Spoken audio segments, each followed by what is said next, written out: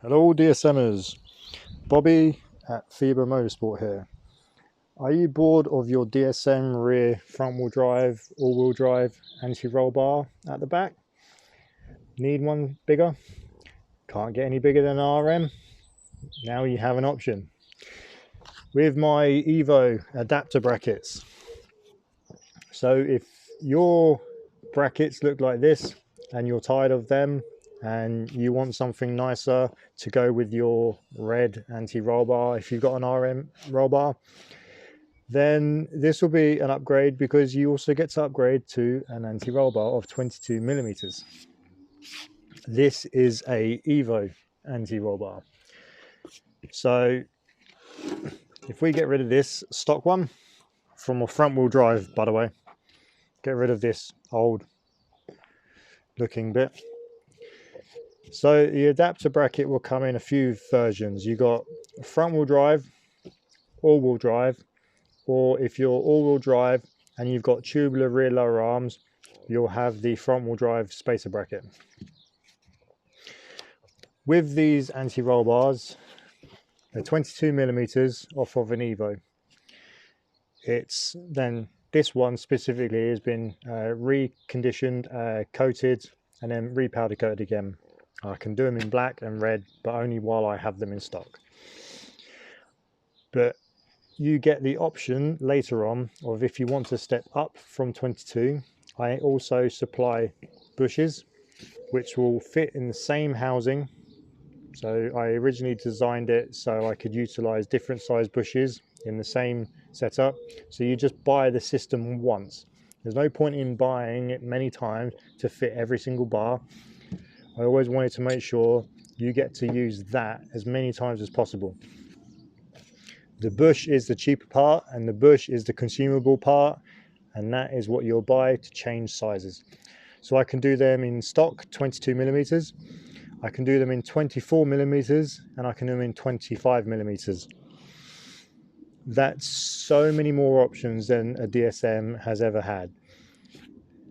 Everything from an Evo there's a lot more out there than a DSM would ever have.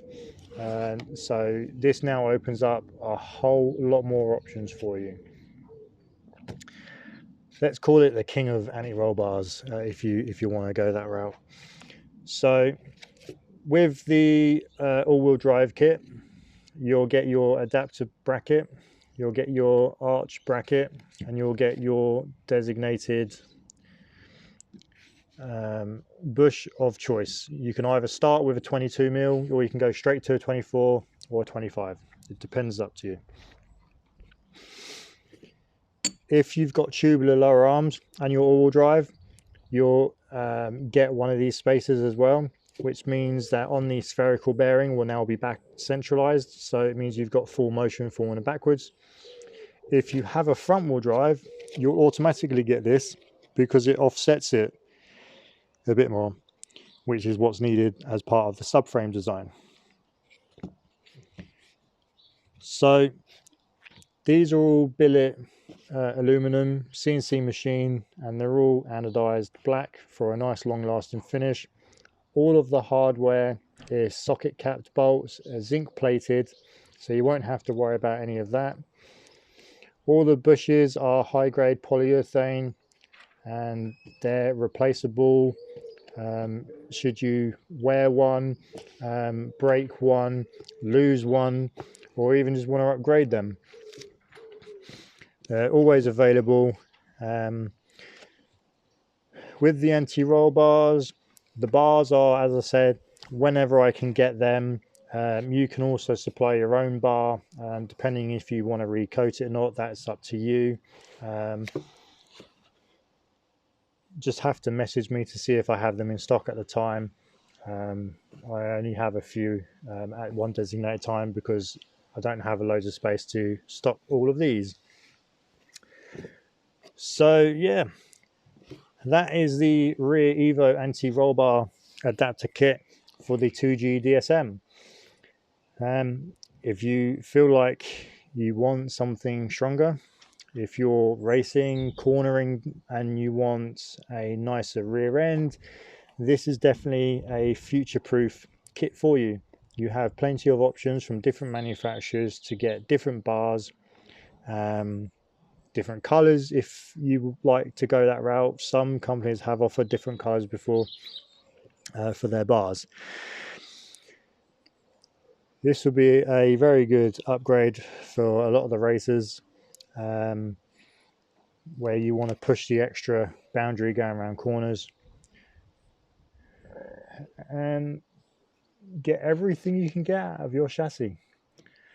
You might as well make the most of every single component, and I like to think of everything I possibly can to make these better around corners. And this was an option. I started messing around actually before this with torsion bars, so just a straight bar with torsions on either end. I got into it a bit, but it wasn't quite cost effective enough to produce a lot of.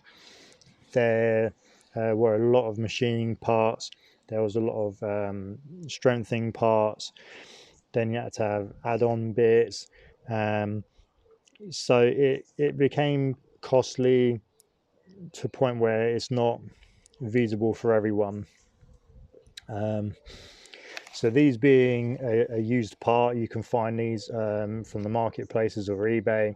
You can pick them up for a pretty decent good deal, and then just have them recoated.